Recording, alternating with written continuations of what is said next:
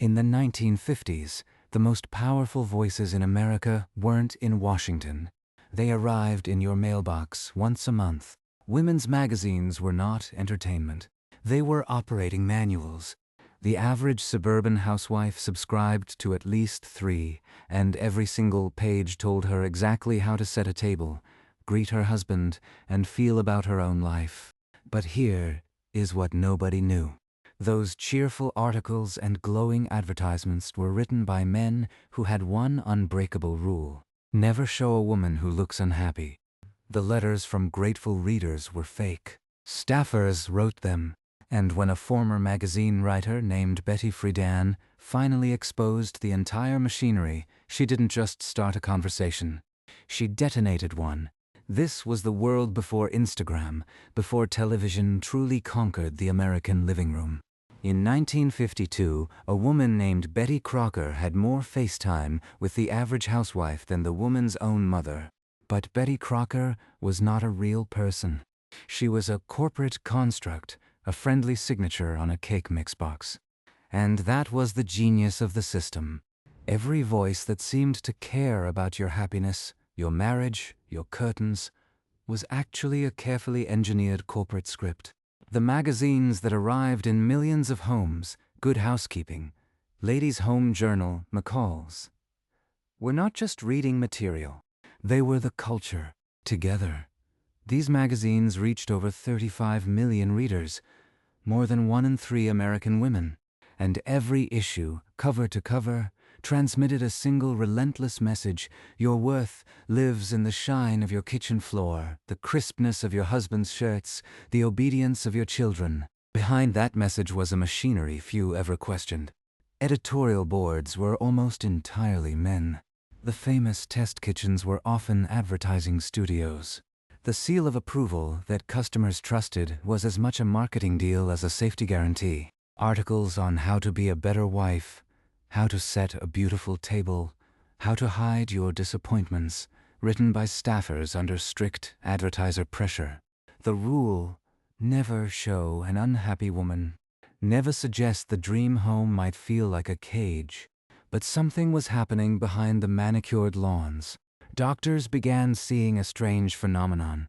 Women with perfect homes and perfect families were showing up with symptoms no textbook could name. They called it housewife's syndrome. It was anxiety, depression, and emptiness so vast it felt physical. And the magazines had no words for it, because their entire business model was built on pretending it didn't exist. The problem was, a lot of those smiling women were slowly, quietly going crazy.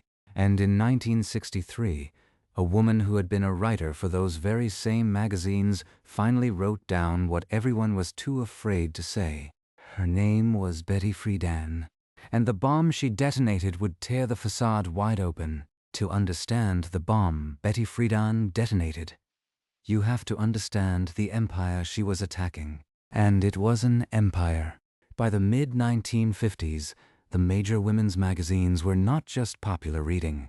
They were the most powerful cultural force shaping American womanhood. Collectively known as the Seven Sisters, these magazines, Good Housekeeping, Ladies' Home Journal, McCall's, Woman's Day, Family Circle, Better Homes and Gardens, and Red Book, reached more than 35 million readers every month.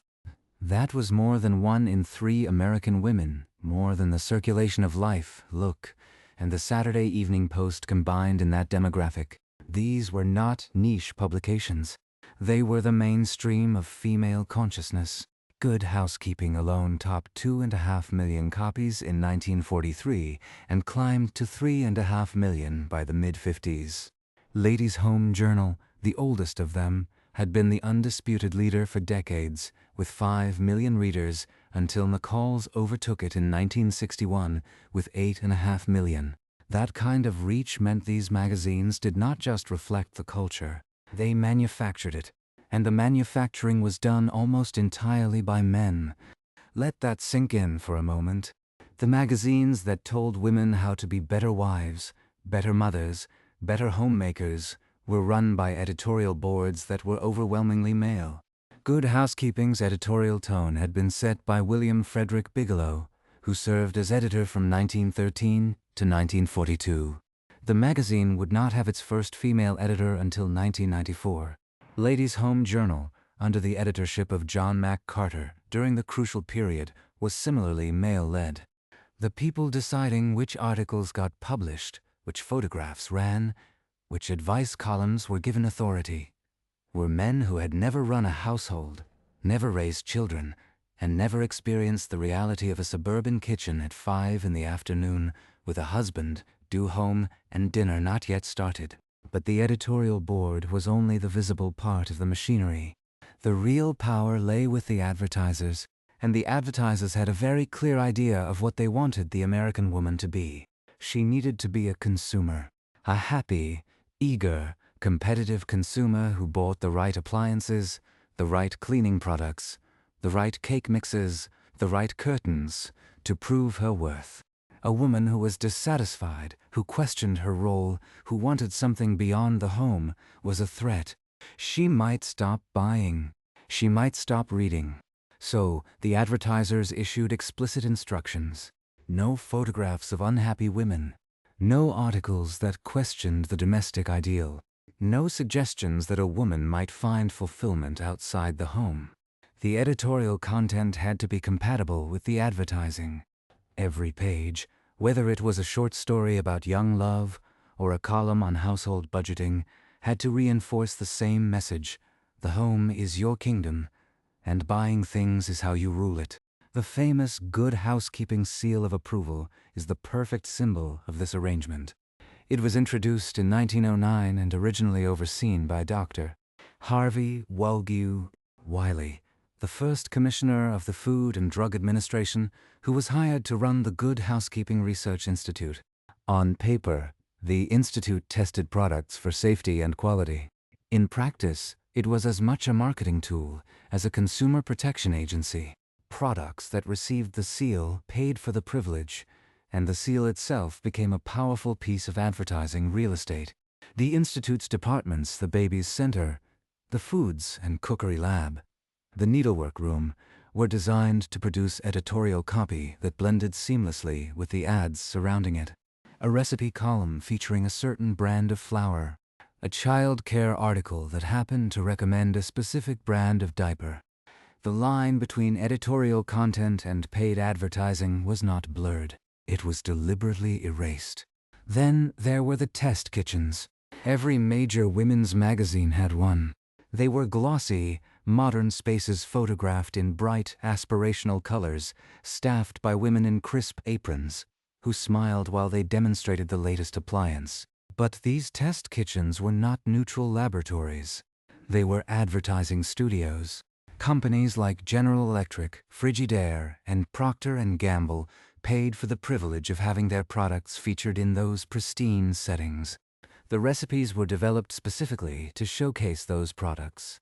The articles about meal planning were designed to sell the idea that the modern kitchen needed modern technology, and the woman reading at home, in her own cramped kitchen with a fussy stove and a crying toddler, looked at those pictures and felt like she was failing. Household economics columns were essentially appliance commercials dressed up as advice. A column might explain how to budget for a new washing machine, but the subtext was always, "You need this washing machine to be a good wife and mother." The same pattern held across every topic. Fashion spreads sold patterns and fabrics. Beauty columns sold cosmetics. Home decoration features sold furniture and paint. The entire magazine was a delivery system for advertising, wrapped in the comforting language of sisterly advice. But the most insidious element of the machinery was the construction of authenticity. The letters to the editor, the reader questions answered by columnists, the heartfelt testimonials from grateful housewives. Many of them were fake. Staffers wrote them. Editors fabricated entire correspondences to create the illusion of a community of happy, satisfied women. If a real letter came in that expressed doubt or unhappiness, it was discarded. The magazines were not forums for genuine female experience. They were echo chambers for a manufactured ideal. The short stories in these magazines followed a rigid formula. A young woman, perhaps a secretary or a teacher, meets a man. She falls in love. The climax of the story is not her professional achievement or her personal growth. It is her engagement, her wedding, her pregnancy. The story ends with her happy in a new home, surrounded by new appliances. Her previous life of work and independence, a faint, discarded memory. These stories were not just entertainment. They were operant conditioning. They taught women that the only happy ending was domestic surrender. And the tone of the magazines was relentlessly cheerful. The woman who emerged from their pages, as Betty Friedan would later write, was young and frivolous, almost childlike, fluffy and feminine, passive, gaily content in a world of bedroom and kitchen, sex, babies and home. The only passion, the only pursuit, the only goal a woman was permitted was the pursuit of a man. The world of thought and ideas, the life of the mind was absent. This was not an accident. It was policy. The editorial and advertising directive was to present an America where every woman was fulfilled by her role as wife and mother, where domesticity was a natural, joyful state, and where any hint of dissatisfaction was a personal failing, never a systemic one. Women who did not fit this mold were made invisible. Working women, divorced women, women who preferred careers to children, women who felt trapped and angry. They simply did not exist in the pages of Ladies' Home Journal. But the real world was not the magazine world. In the real world, something was happening that the advertisers and editors could not completely suppress. Doctors began to notice a new phenomenon. Women with beautiful homes, successful husbands, healthy children, were coming to their offices with symptoms they could not explain. Anxiety, fatigue, headaches, insomnia, a sense of emptiness so profound it felt physical. They described feeling like they were disappearing, like they were living someone else's life. They were prescribed tranquilizers in staggering numbers.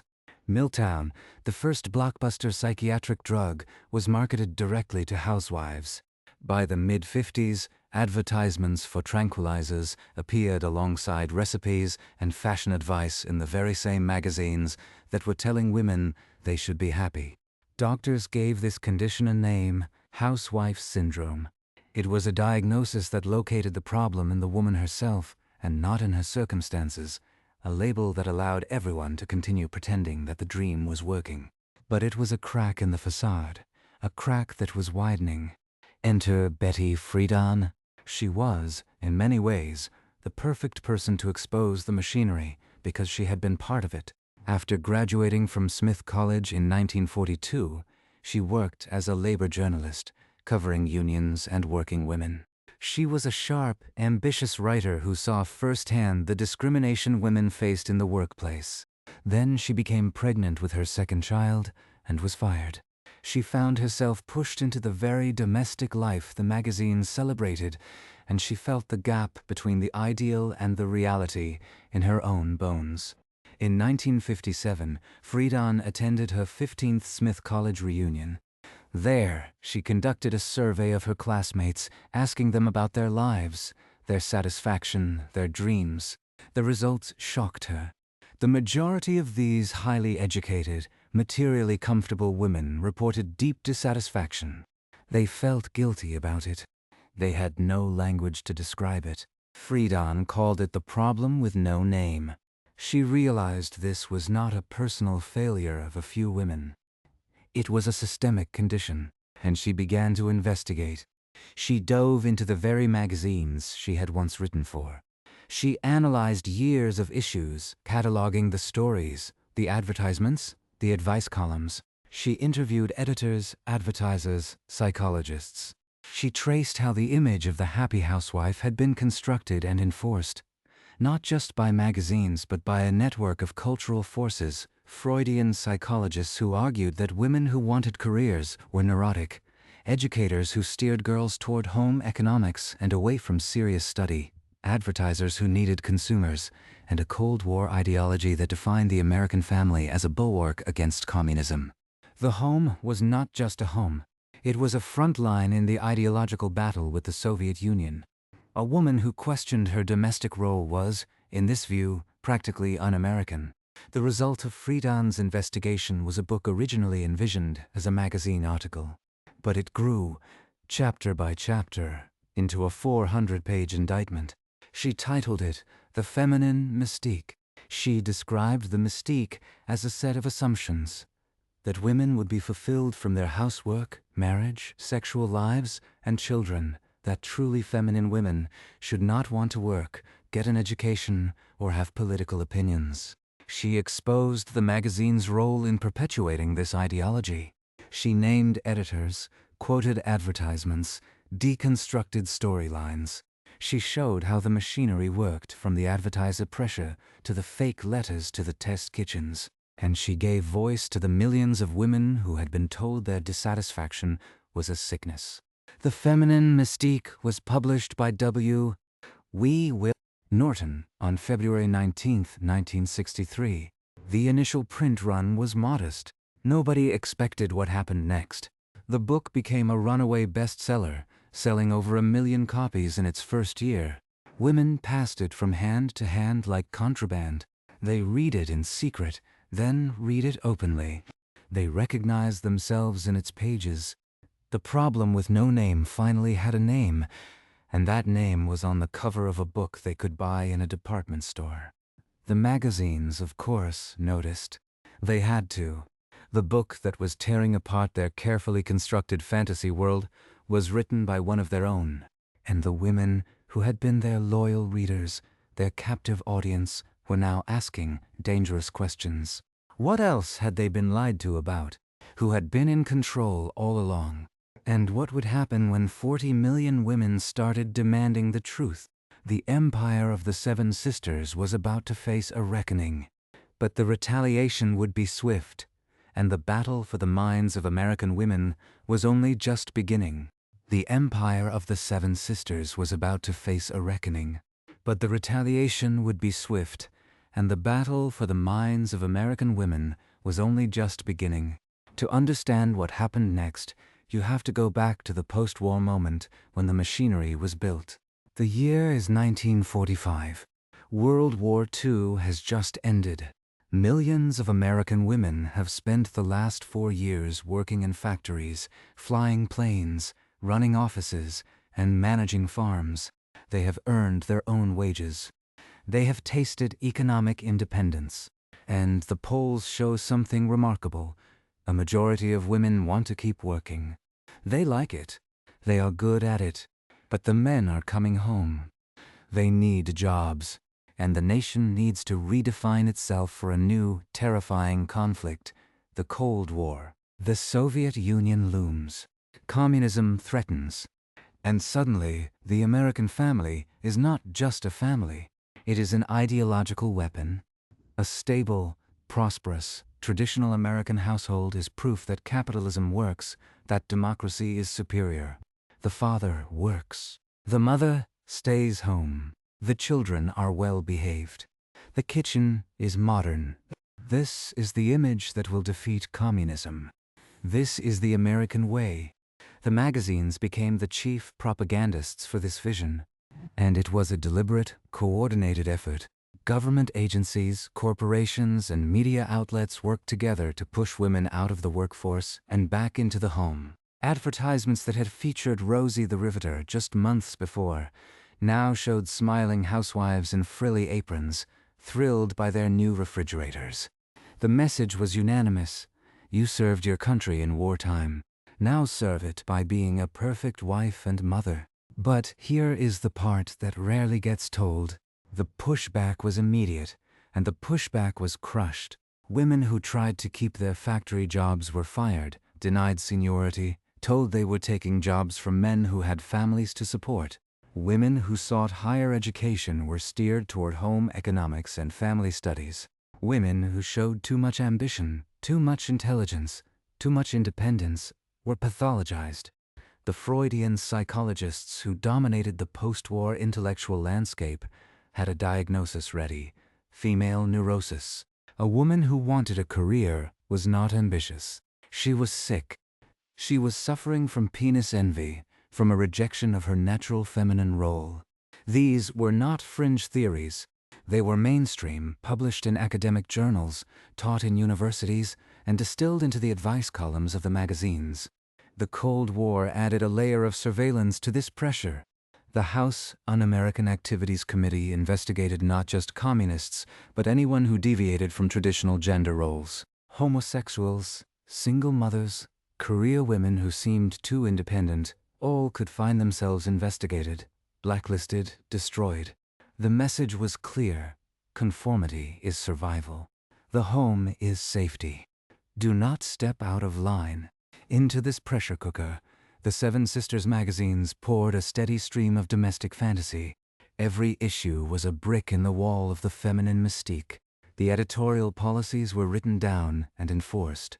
At Ladies' Home Journal, the editor John Mack Carter explicitly instructed his staff to avoid any content that might disturb the reader's sense of domestic contentment. No stories about divorce. No stories about working mothers. No stories about poverty or racism or anything that might suggest the American dream had cracks. The magazine was to be a safe, clean, cheerful world, a world where every problem could be solved by a better recipe, a prettier dress, or a more organized closet. The advertising pressure was not subtle. A major appliance company once pulled its entire schedule from McCall's because the magazine ran a short story about a woman who felt unfulfilled. The company's marketing department sent a letter explaining their position clearly. We do not pay to make women unhappy. Happy women buy appliances. Unhappy women might start asking questions. This was the logic of the entire system. The advertising revenue that kept the magazines alive depended on maintaining the illusion that American domestic life was perfectly satisfying. Any crack in that illusion threatened the entire business model. The test kitchens, those gleaming shrines to modern domesticity, were designed with extraordinary care. Every detail was intentional. The color of the walls, the arrangement of the utensils, the expression on the cook's face.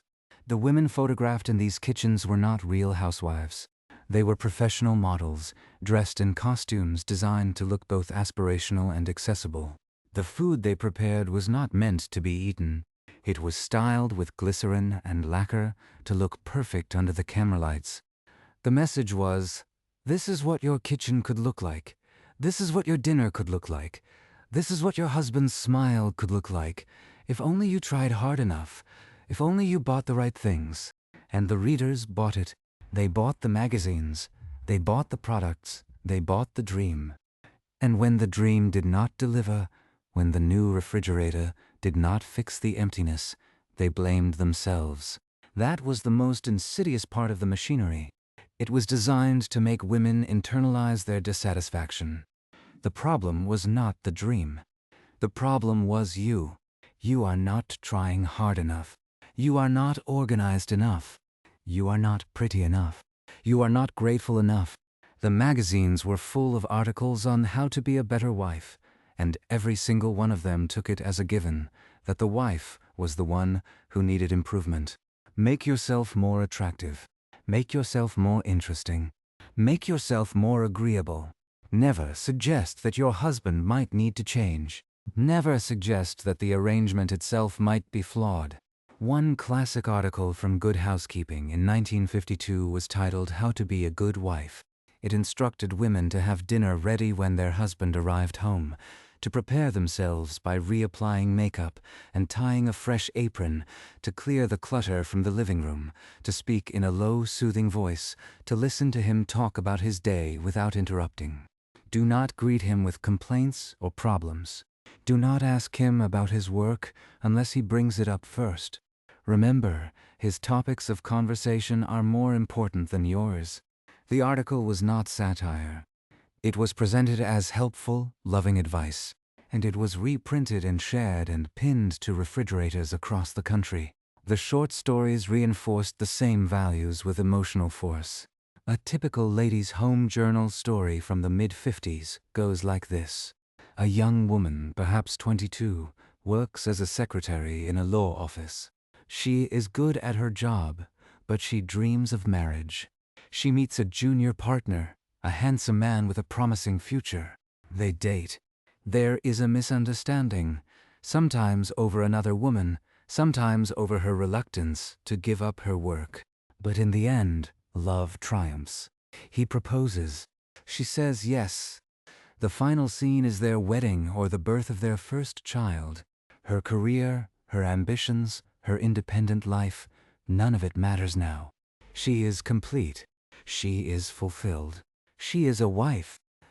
These stories were churned out by the hundreds. The formula was so standardized that editors kept checklists. Did the heroine end up married? Was domesticity presented as the natural, happy conclusion? Was any hint of ambition properly punished or abandoned? If a writer submitted a story where the heroine chose her career or found fulfillment in something other than marriage, it was rejected, full stop. The readership, the editors argued, would not relate to it. The advertisers would not tolerate it.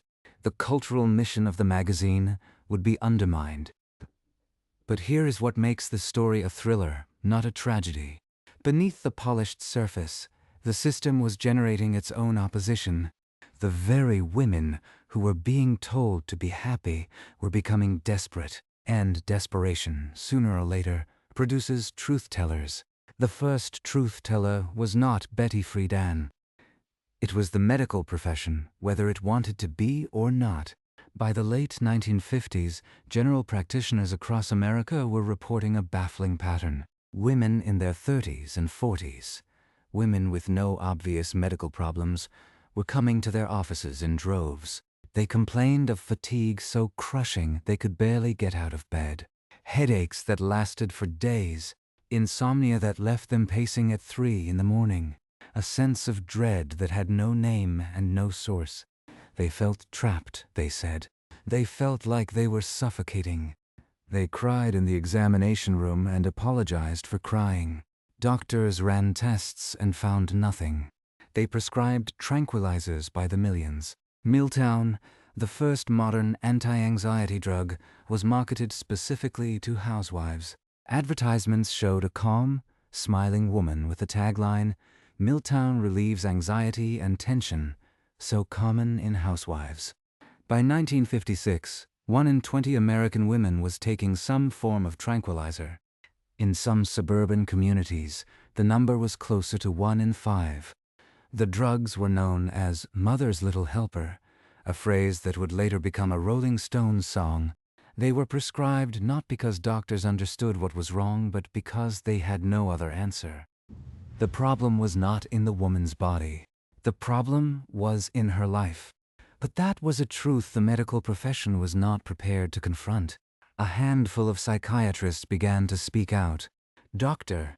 John Spiegel, a prominent researcher, noted that the suburban housewife was showing symptoms that resembled those of combat veterans: hypervigilance, emotional numbness, a sense of dislocation from life. He called it the housewife syndrome, and he argued that the condition was caused not by individual weakness but by the crushing monotony and isolation of the domestic role. His colleagues mostly ignored him. The drug companies certainly did. But his research planted a seed. The housewife's blues were not just a personal failing.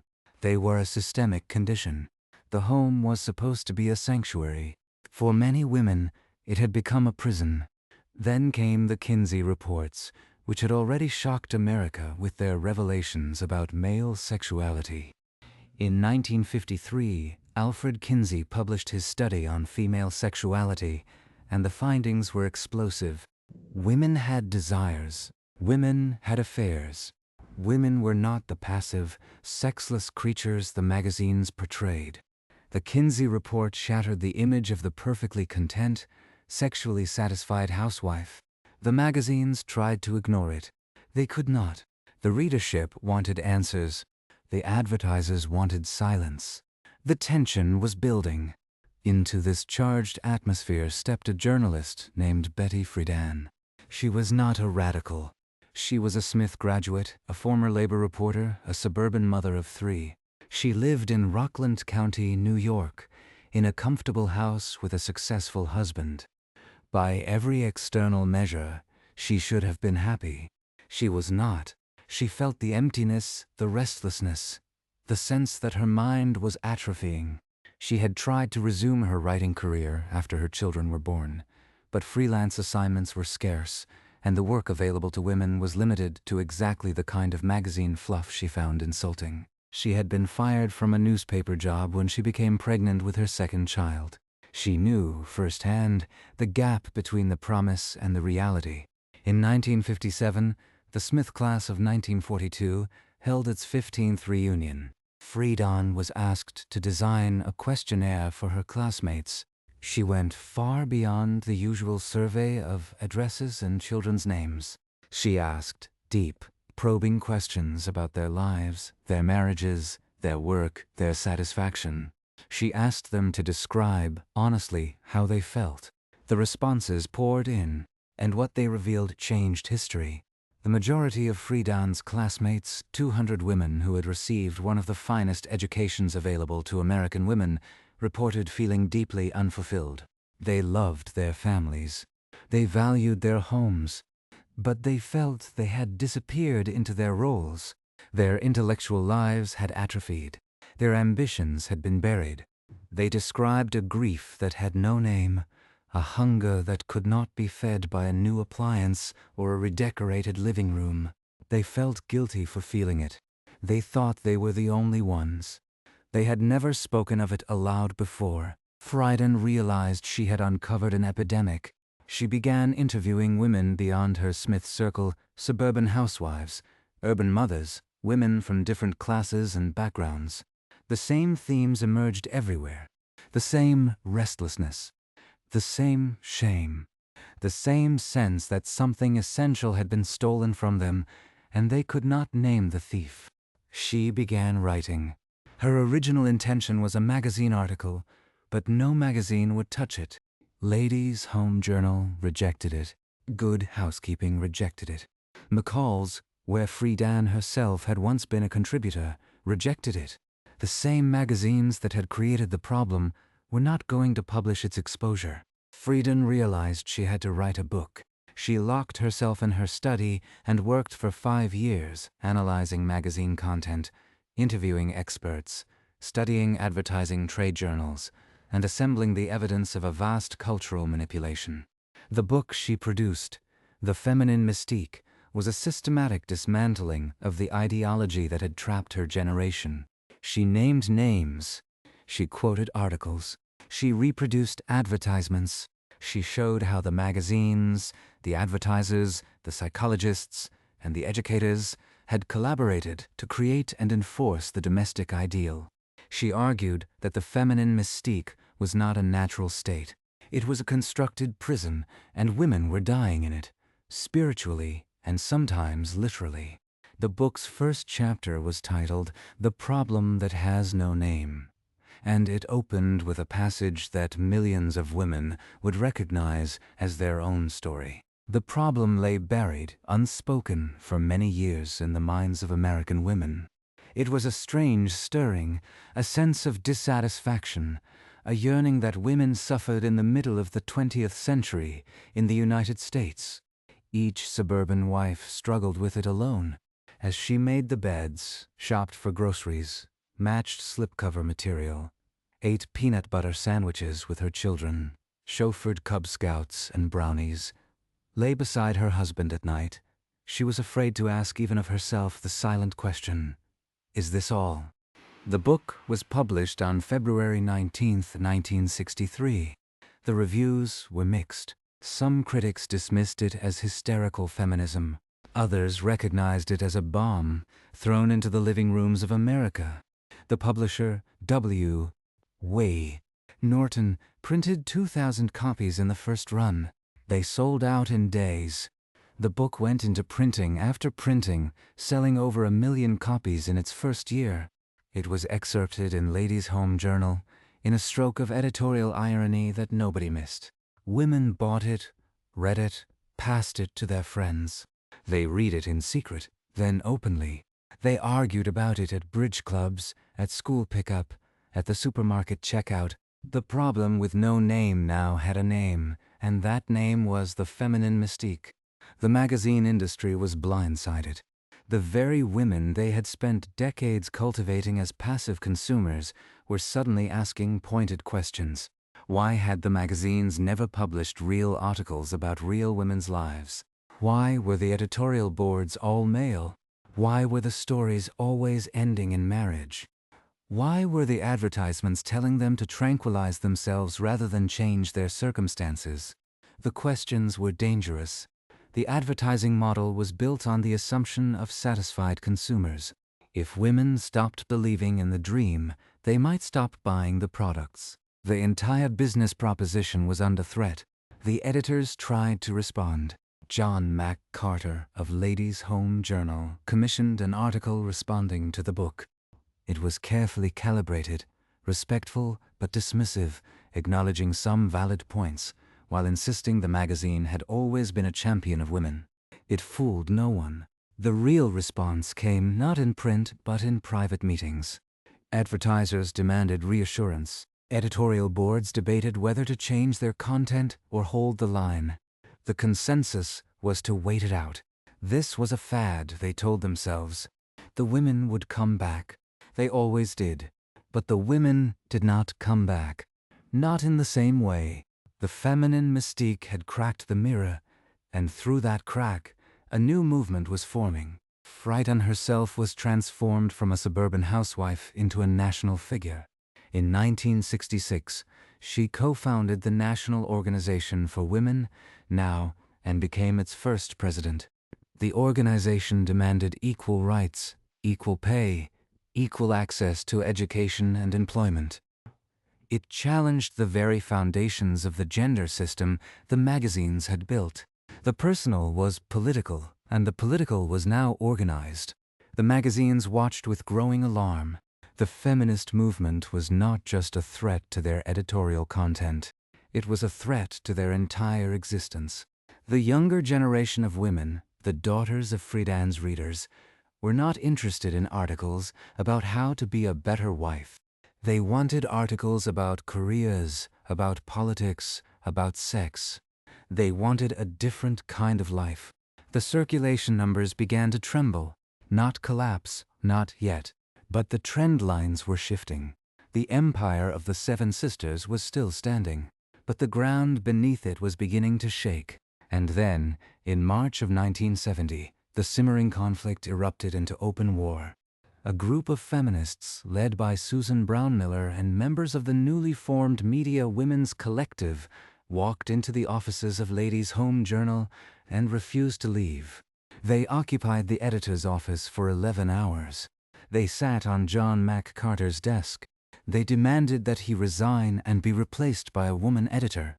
They demanded that the magazine stop running degrading advertisements.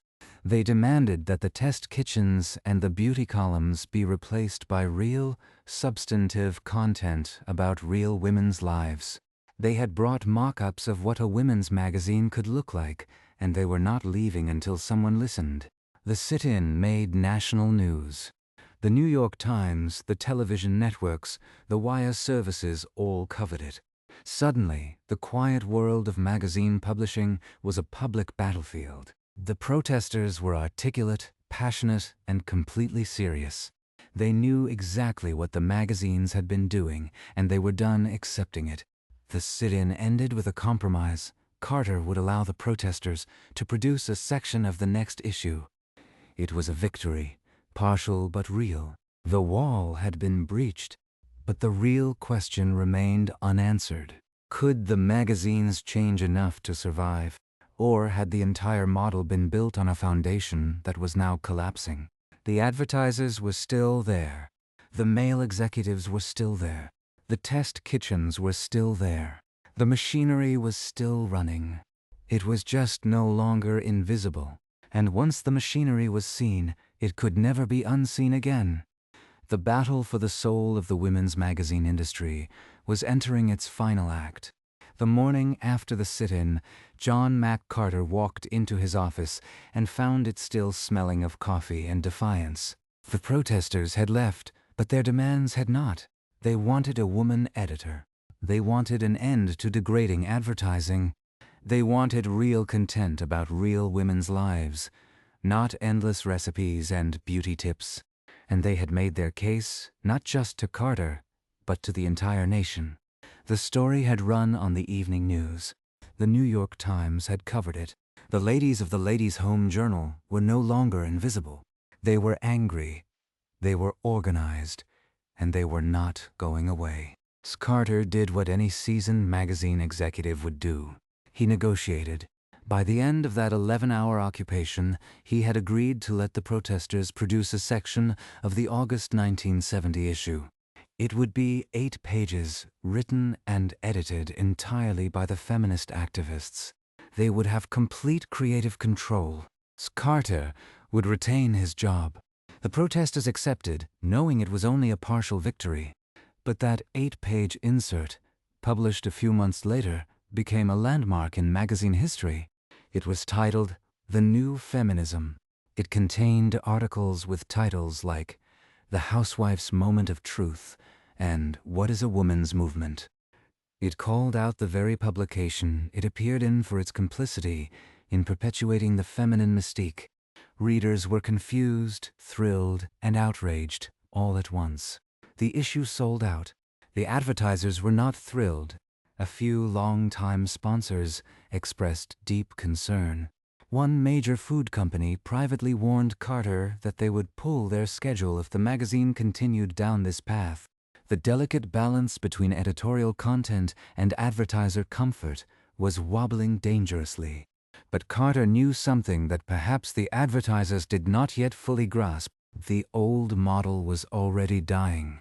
The question was whether Ladies' Home Journal could evolve fast enough to survive. The feminist movement was moving faster than any magazine could keep pace with.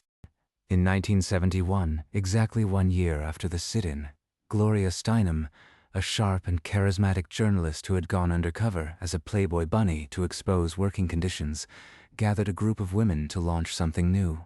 It would not be a polite women's magazine in the old tradition. It would be a magazine called Miss. The title itself was a challenge. It refused to define women by their marital status. Miss and Mrs. were labels of ownership. Ms. was a declaration of self-sovereignty.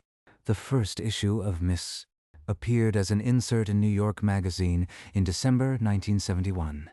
It sold out in 8 days. The national newsstand edition followed in July 1972, and all 300,000 copies were gone almost instantly. Women were hungry for a voice that spoke to them not as consumers of appliances and face cream, but as full human beings. The Ms. magazine phenomenon sent shockwaves through the Seven Sisters. Here was a publication that ran articles on abortion rights, equal pay, domestic violence, and the politics of housework. It ran no ads for household cleaning products. It ran no food columns at all. It was explicitly political, and it was attracting readers by the millions. It was everything the old magazines had been designed to prevent. And it was succeeding.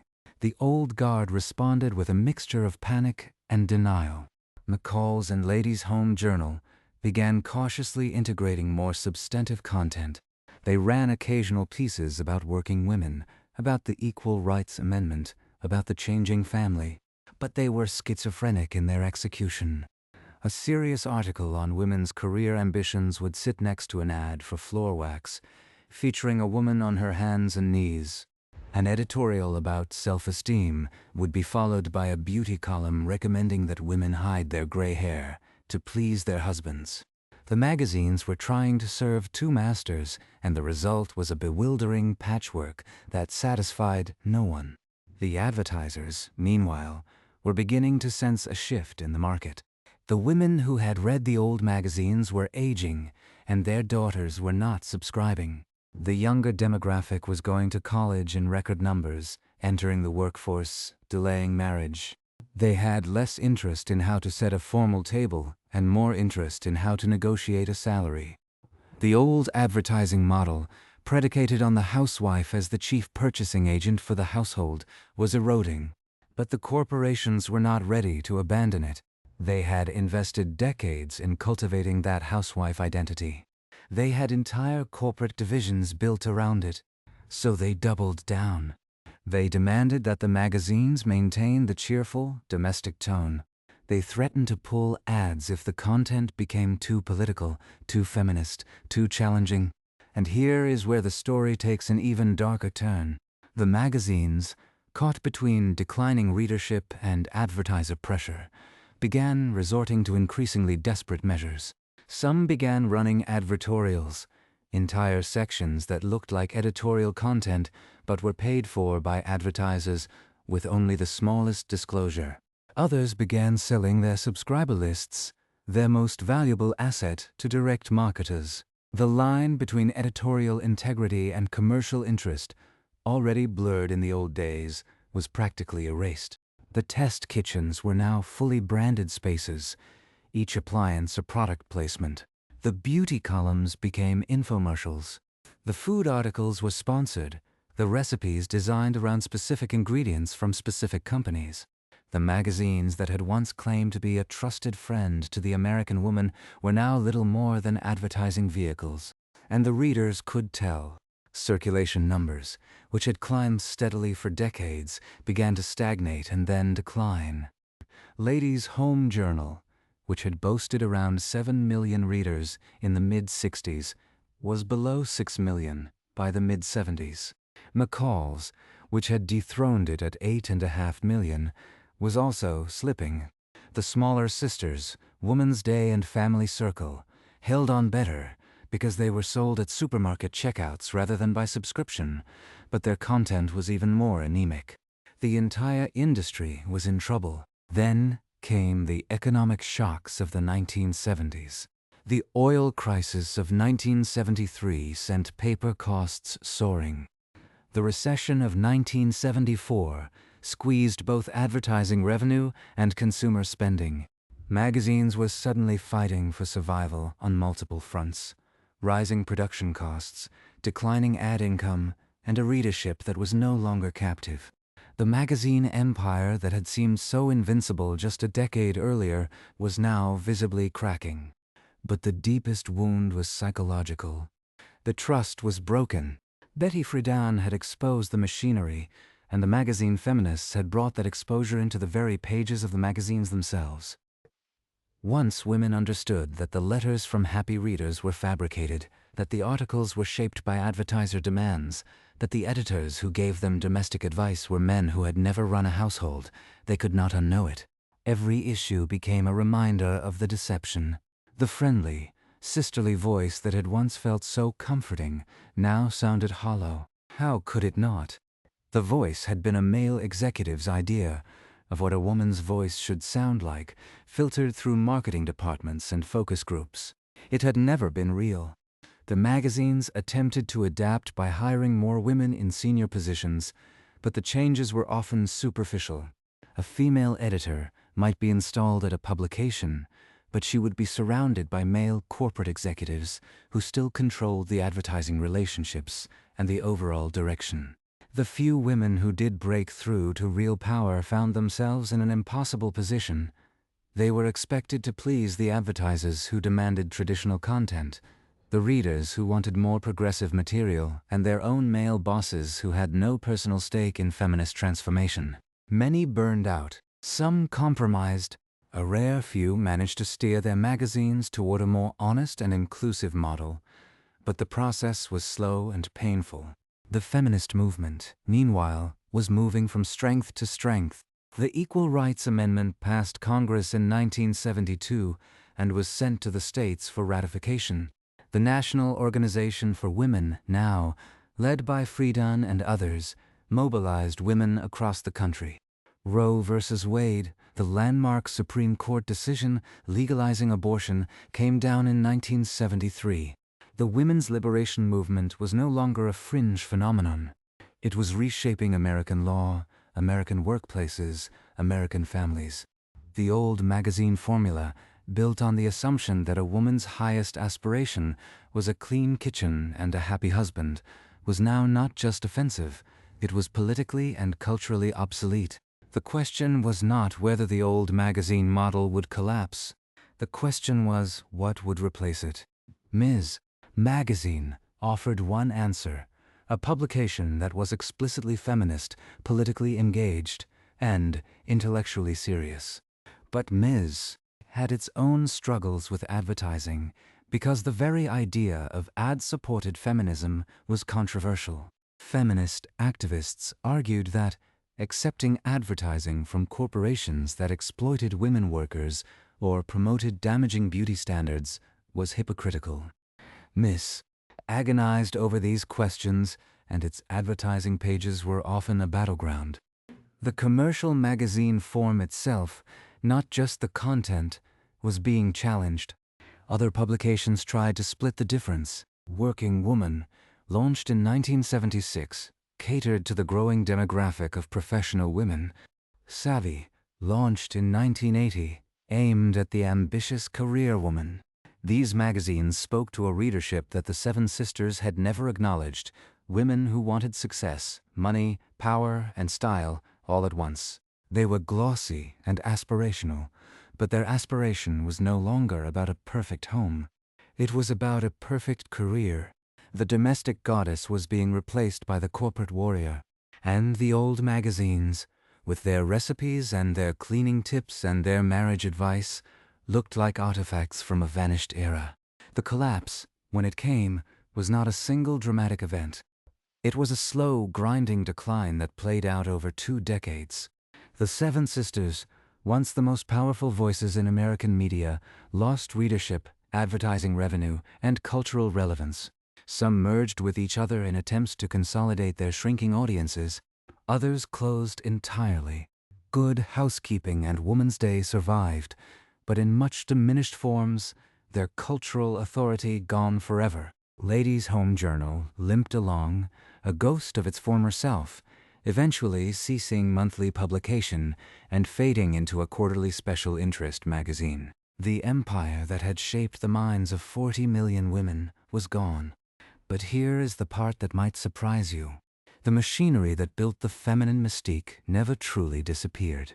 It evolved. It migrated to new platforms, new media, new messages. The advertising pressure that shaped editorial content in the 1950s is the same pressure that shapes social media influencers today. The test kitchens became Instagram kitchens. The beauty columns became TikTok skincare routines. The fabricated letters from grateful readers became curated reviews and sponsored testimonials. The core mechanism, a commercial entity telling women who they should be and then selling them the products to become that, is still with us, more pervasive than ever. The magazines were just the first iteration. Betty Friedan's book itself, having sold over 2 million copies and been translated into a dozen languages, became a classic. Friedan herself continued her activism, though she clashed with younger, more radical feminists over issues of sexuality and strategy. She died in 2006 at the age of 85, having seen the world she helped create. The housewife syndrome is no longer diagnosed, because we now understand that the problem was never in the women. It was in a culture that asked them to disappear into their kitchens and pretend to be happy about it. Yet the legacy of the magazine era is more complicated than a simple story of liberation. Those magazines, for all their manipulation, also provided community for millions of isolated women. They were a lifeline for people who had no other access to information about health, cooking, child development.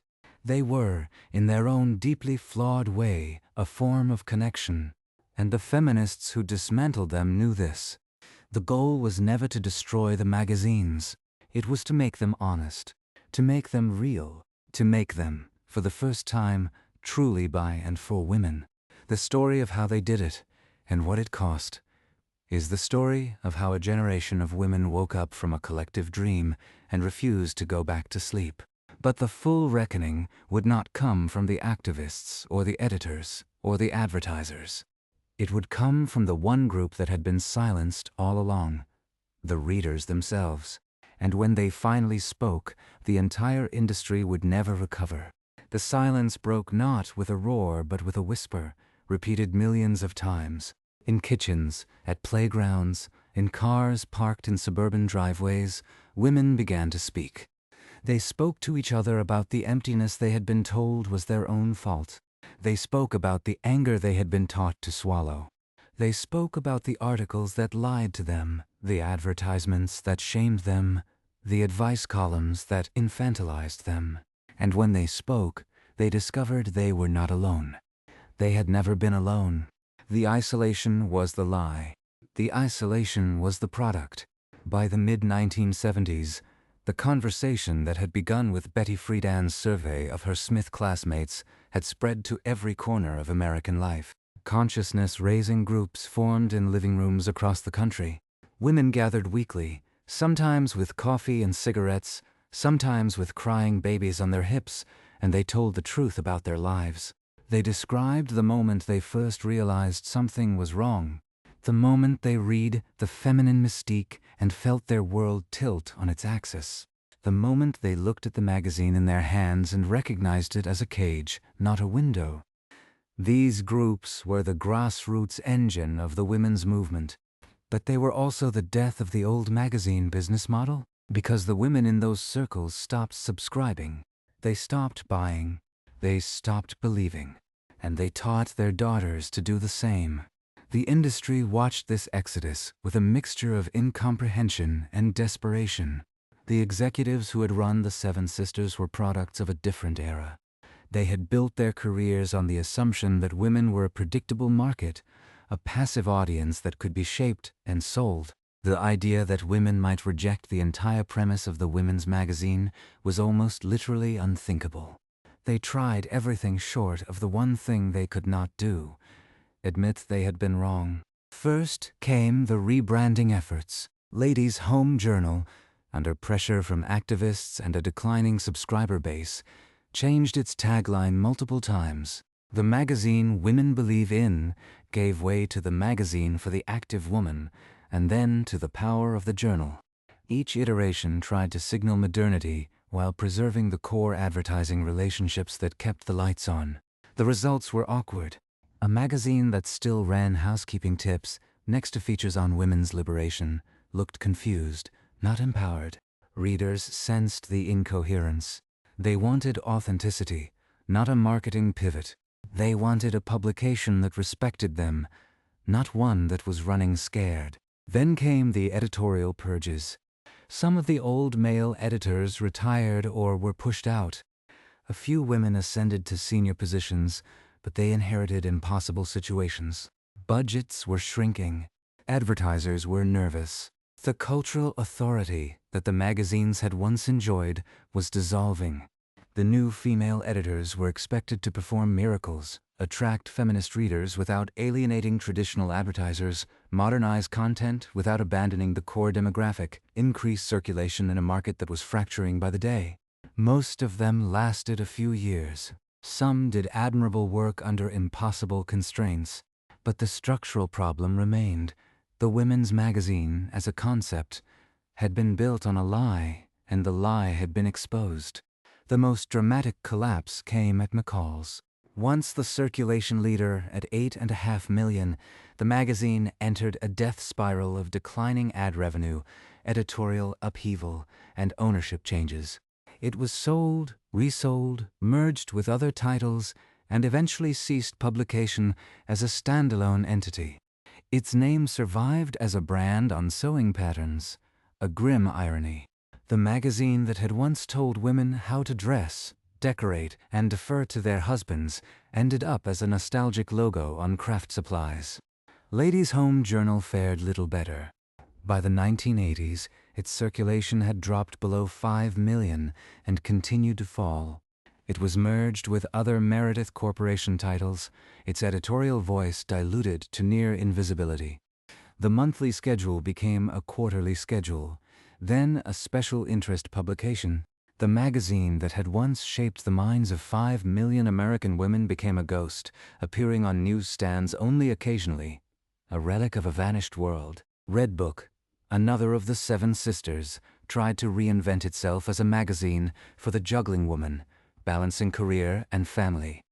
It lasted longer than some of its peers, but its influence was a fraction of what it had been in the 1950s.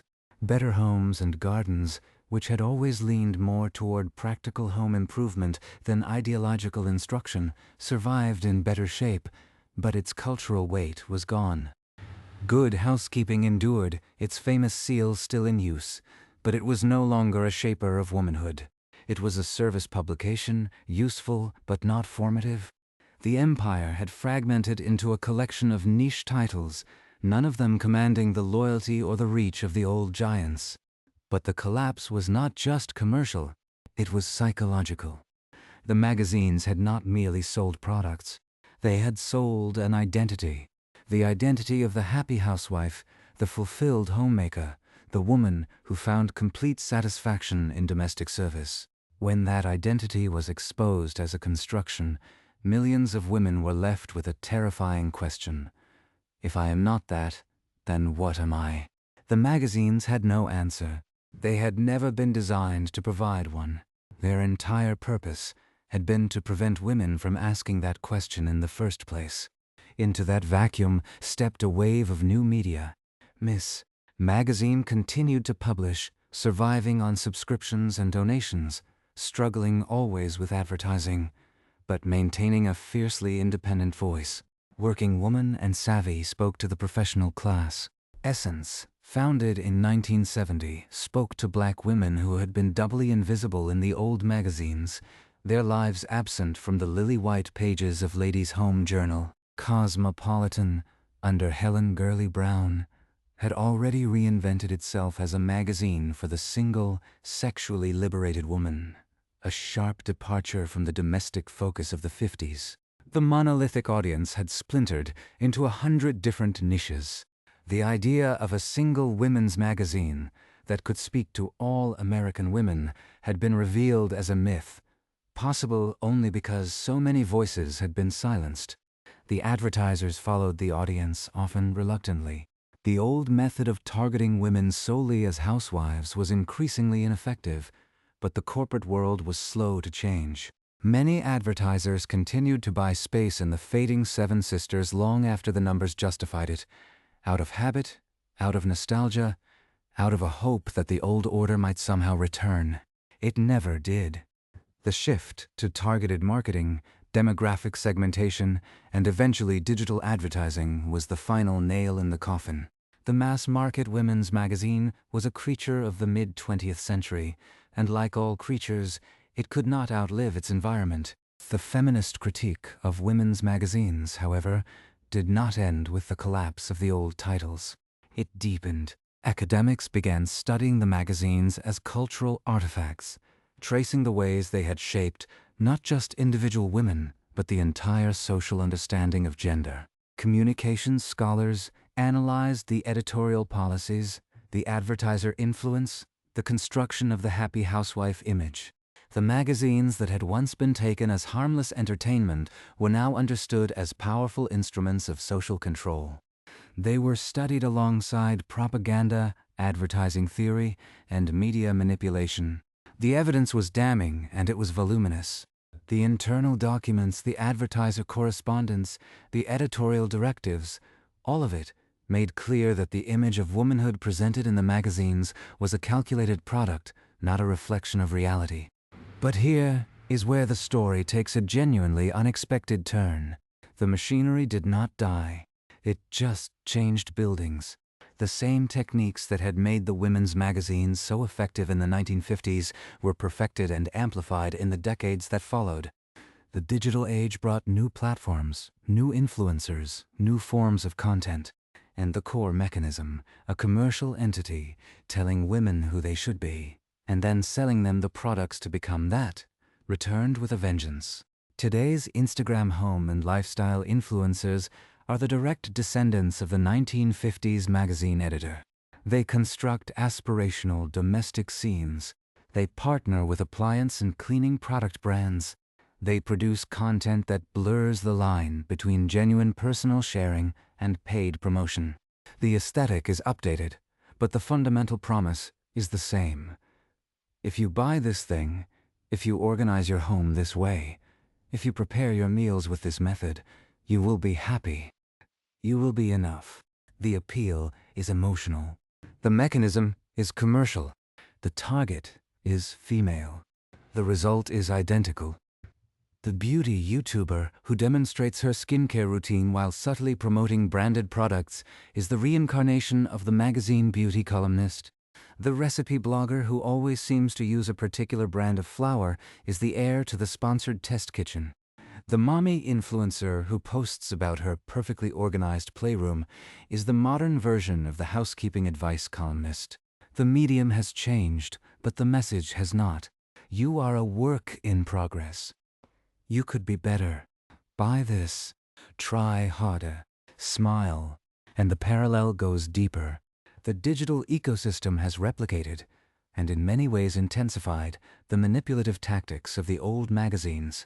The fake reader letters are now fake product reviews, generated by bots or paid by companies.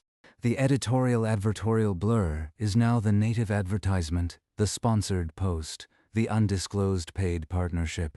The smiling, flawless images of domestic perfection are now filtered, photoshopped, and staged to an even greater degree.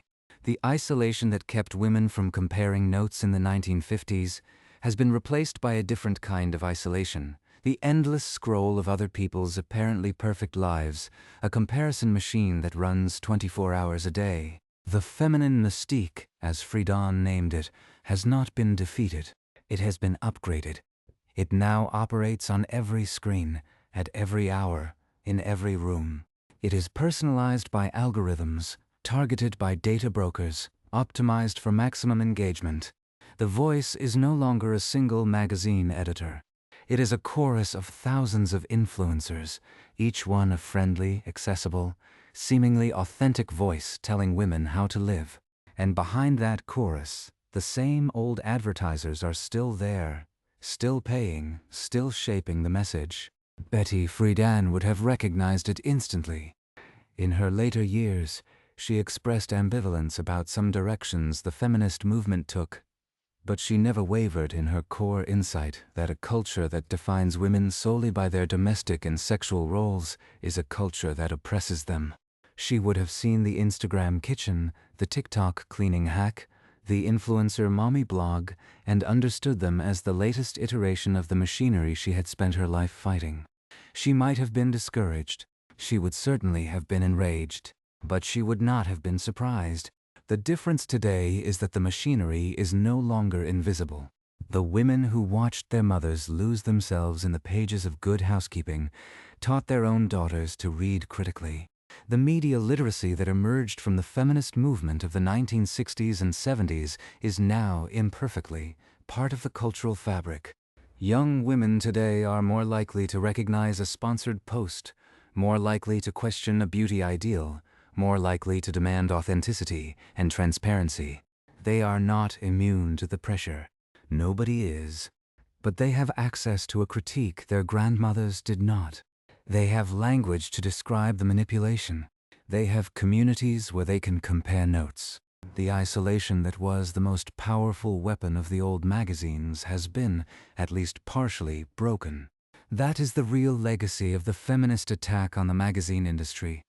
It was never just about replacing male editors with female ones, or changing the content of a few columns. It was about exposing the machinery itself, showing how it worked, and giving women the tools to resist it. The magazines collapsed not because women stopped reading. They collapsed because women stopped believing. And once the belief was gone, the power was gone. The advertisers could still pay. The editors could still publish. But the spell was broken. The voice that had once seemed like a trusted friend had been revealed as a corporate script, and no amount of rebranding could make it sound sincere again. The final chapter of the story belongs to the readers themselves. They are the ones who, in the end, chose to cancel their subscriptions, to write letters of complaint, to support alternative publications, to raise their daughters differently. They are the ones who took the problem with no name and gave it a name, and then gave it a movement, and then gave it a future. The magazines were powerful, but they were not more powerful than the women they had tried to define. In the collision between $1 billion industry and the truth of women's lives, the truth won. It did not win easily. It did not win completely. but it won decisively enough to change the culture forever. The empire fell. The archives of Ladies' Home Journal and McCall's and Good Housekeeping now sit in library collections, studied by historians and media scholars. The advertisements that once seemed so cheerful now read like documents from a parallel universe.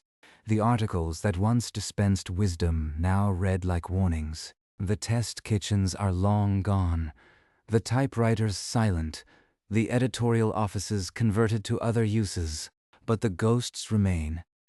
Every woman who has ever felt that she was not enough, that her home was not clean enough, her body not thin enough, her children not well behaved enough, has felt the echo of those magazine pages. The machinery is gone, but its fingerprints are everywhere. And here is the detail that might surprise you most.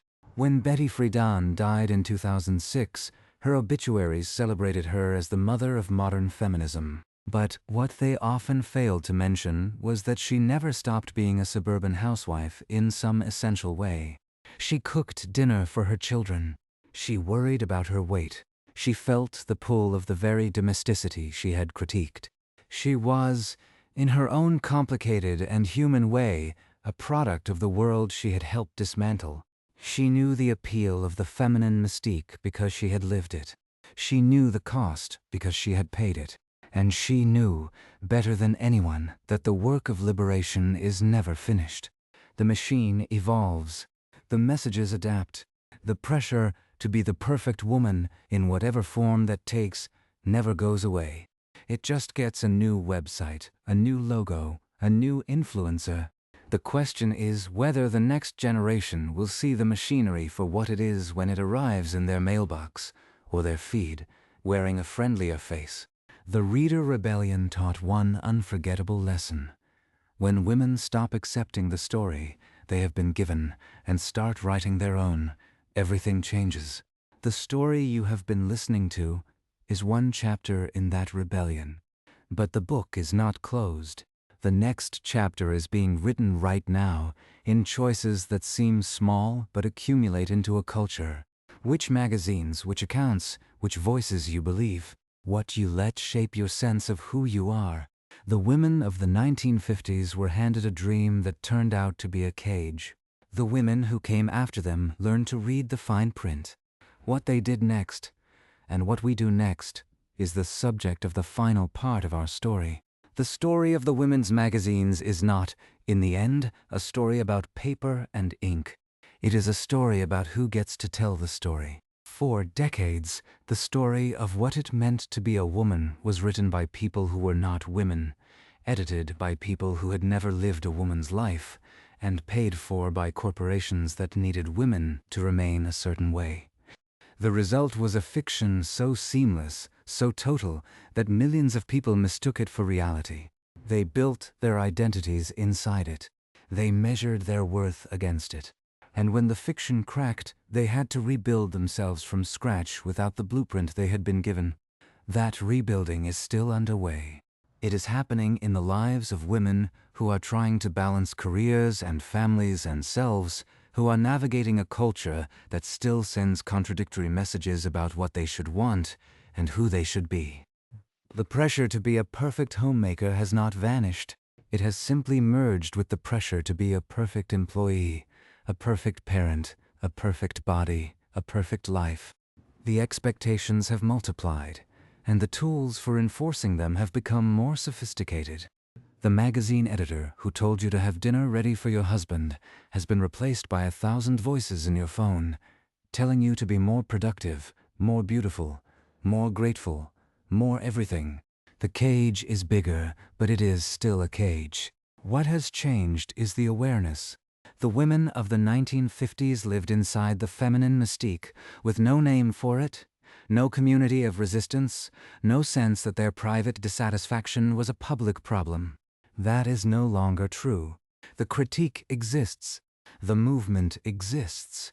The knowledge is available to anyone who seeks it.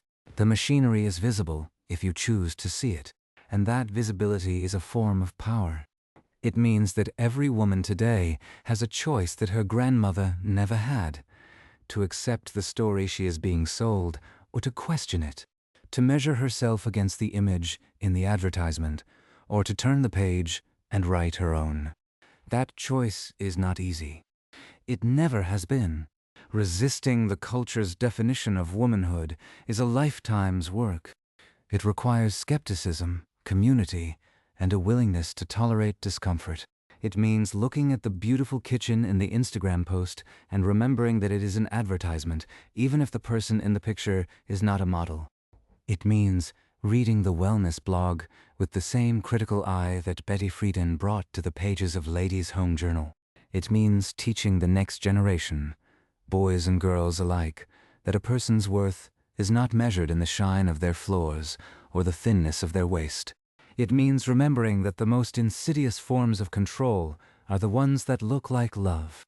The archive of the feminine mystique is vast. It lives in the back issues of McCall's and Good Housekeeping, in the advertisements for tranquilizers and floor wax, in the letters from women who never saw their real lives reflected anywhere. But it also lives in the habits of mind that those magazines cultivated, habits that persist long after the magazines themselves have crumbled.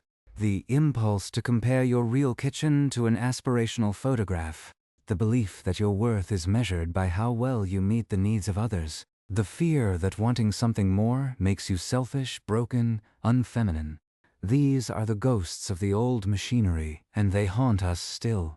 But the archive also contains the resistance, the questionnaires that Betty Friedan sent to her classmates, now yellowed in a library collection, the protest signs from the Ladies' Home Journal sit-in, the pages of Miss magazine filled with articles that would have been unthinkable a decade earlier, the letters women wrote to each other, sharing their secret disappointments, creating the first threads of a network that would become a movement. These artifacts remind us that the machinery was never all-powerful. It was always contested, and the contest continues in different forms, on different platforms, but with the same essential stakes. What is the central question of this story? It is not whether women's magazines were good or bad. It is not whether Betty Friedan was right or wrong. The central question is who defines you. Is it the culture, the advertisements, the algorithms? Or is it something inside you, something that you discover and defend and protect? The women of the 1950s were defined by forces they could not see and could not name. The women who came after them learned to see those forces, to name them, and to fight back. But the forces adapt. They always have. The question each generation must answer is whether it will adapt as well. Perhaps the most surprising legacy of this history is not the collapse of the magazines, but the endurance of the questions they raised. The problem with no name did not disappear when it was named. It changed shape. It migrated from the printed page to the television screen, from the television screen to the internet, from the internet to the very fabric of daily life. The women who experience it today may not call it the feminine mystique. They may call it burnout, or anxiety, or the mental load, or simply exhaustion. But the feeling is the same. The sense that you are disappearing into your roles, that your life is being lived by someone else's script, that you are performing rather than being. That feeling is the legacy of the machinery, and it is the engine of every new wave of resistance. So, what do we do with this history? We remember it. We teach it. We notice when the same patterns reappear in new disguises. We ask, whenever we encounter a message that tells women how to live, who is paying for this? Who benefits? What is being sold? And we listen. When women tell the truth about their lives, even when that truth is uncomfortable, even when it threatens the advertisers, even when it makes us question our own choices. The magazines fell because enough women stopped accepting the story they were being told and started telling their own. That is the practical lesson of this story. It is a lesson that never stops being relevant.